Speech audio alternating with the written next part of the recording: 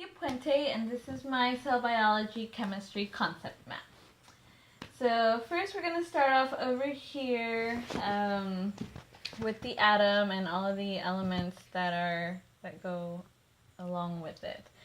So we have Dalton here that is the founder of the atomic theory, which pretty much says that all elements are composed of tiny particles called atoms. From here we have the atoms, which have the nucleus, which is the innermost part of the atom. It's composed of neutrons and protons. Neutrons are neutrally charged, protons are positively charged particles. We have the atomic number, which is the number of protons. Atoms make up all the elements of the periodic table. We have the atomic weight here, which is the average mass of each element. Electrons found outside of the nucleus, which go along with the protons and the neutron. Then you have your valence electrons that are the outermost electrons of each atom. We have a polar covalent bonds here, which it's when electrons are shared equally within a covalent bond, as opposed to non-polar covalent bonds, which are when the electrons are not shared equally. We also have here the double covalent bonds, which involves 2 electron pairs. Triple covalent bonds, which involves 3 electron pairs. Over here we have a molecular weight, which is the massive collection of your atoms of each element. And then it goes to ions here. You have your ionic bonds, which are the bonds between positively and negatively charged ions. Ions, you have 2 kinds. You have cations, which are your positively charged ions, and anions, which are your negatively charged ions.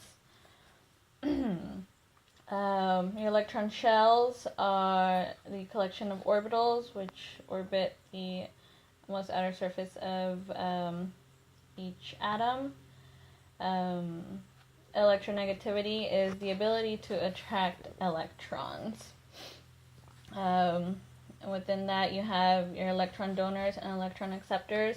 Your donors are going to be those compounds that donate or give up electrons, as opposed to the electron acceptors, which are going to be compounds that accept or that take in electrons from other compounds. So we'll move over to this one.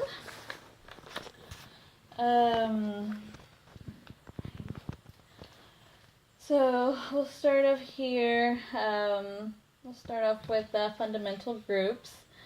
We have several kinds. We have our hydroxyl group, which is an OH negative. We have our amine group, which is a nitrogen bonded with 2 hydrogens, and your R group.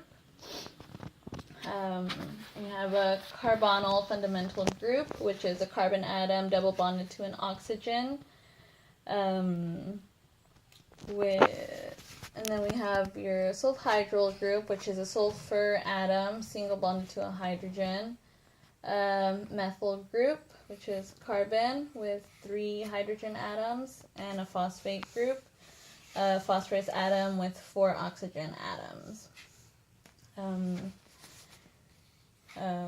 Which we have our elements, single elements here, phosphorus, which make up the phosphate groups there. Let's see, we'll go back up here. You have sub-elements of the fundamental group. You have ketones, which contain a carbonyl group. Your aldehyde, which also contain your carbonyl CO group. You have alcohol, which is obtained by substituting your hydroxyl group. What else here? Okay, we'll go back around here. Your single elements. These are the elements most important and critical to all life on Earth. You have oxygen, works as an oxidizing agent, forms compounds with most all other elements. Carbon, one of the most important elements as well, present in all living things.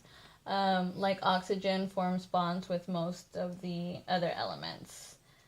You have hydrogen, which is one of the most abundant elements in the whole universe. Forms covalent bond compounds with most nonmetallic elements, and it's needed for the formation of water, which is one of the most important elements of all life as well. We have sulfur here. It can act as either an oxidant or reducing agent. As I said earlier, forms your sulfhydryl fundamental group. Your nitrogen, as well, found in all living things. It's found primarily in amino acids, which make up proteins, DNA, RNA. We have chloride element. It's formed when chlorine gains an electron, or when a compound like hydrogen chloride is dissolved in water. It helps in maintaining body fluid balance. Then we have potassium here. It's important in aiding in nerve transmission. Then we have calcium, which, as everybody knows, it's important in formation of bones and teeth. And, okay, that's about that. And then we have carbon, which I mentioned earlier, which forms bonds. We'll go over here. Carbon will form your monosaccharides, which are simple sugars. From your monosaccharides, they will link together to form polysaccharides. Then we'll go over here to polymers and their monomers. We have several different ones. We'll start up here with glycerol. We have your lipids.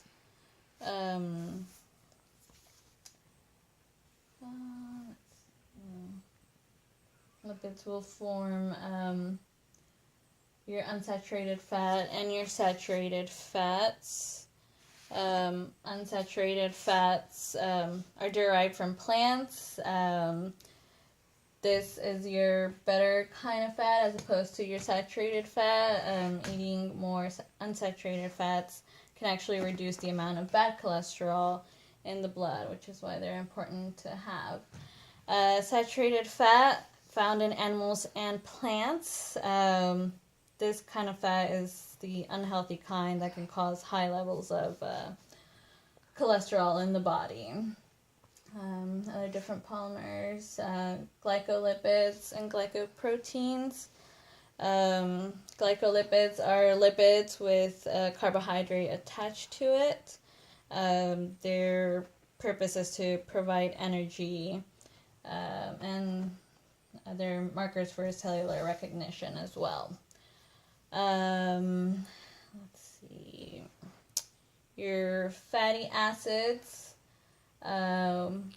which are created by carboxylic acids, where the R group is a hydrocarbon chain. From your carboxylic acid, you will get your amino acids, which your amino acids will then link together to create proteins, which are necessary for all functions of all cell functions. You have your nucleic acids, which aid in protein synthesis. So then from here we go back to element hydrogen, which is needed to form water. With water, you have things like hydrophobic interactions, which repel water. We have here cohesion and adhesion. Cohesion is a process where molecules bond to the same kind of molecules bond to each other. For example, hydrogen atoms bond to other hydrogen atoms to form water. Then we have adhesion, where it's the opposite molecules are bonded to surfaces instead of other molecules. We'll go here to a separate concept map for these different elements tying together. We have Avogadro, which includes Avogadro's number, which we know as equaling 6.02 times 10 to the 23rd moles. It's the number of carbon atoms in exactly 12 grams of carbon. Then we have moles here, which is a collection of Avogadro's number of objects, which, like I said, equals to this number.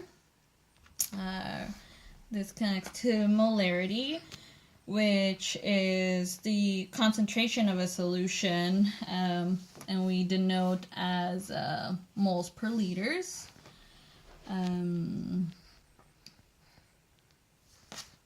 Which will follow here. So all of these units of measurement go along with your molarity and your moles. Like I said, molarity is measured in moles per liters, which equals 1,000 milliliters. We have another important unit of measure, which is grams. So grams are the fundamental unit of mass. Fundamental unit of length we use as meters. Over here, we'll go back here to our general topics of chemistry. We have inorganic chemistry, which is the study of compounds that do not contain carbon, as opposed to organic chemistry, which is the study of carbon-containing compounds. From here, we'll go over to radioactive isotopes and things like half-life. Half-life is basically the time that it takes for half of a compound to decay.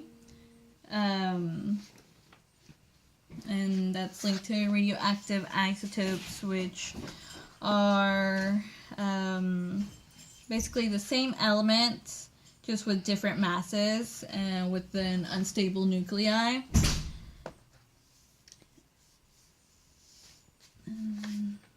We have isomers here, which are linked to this general chemistry. And Oscar, move!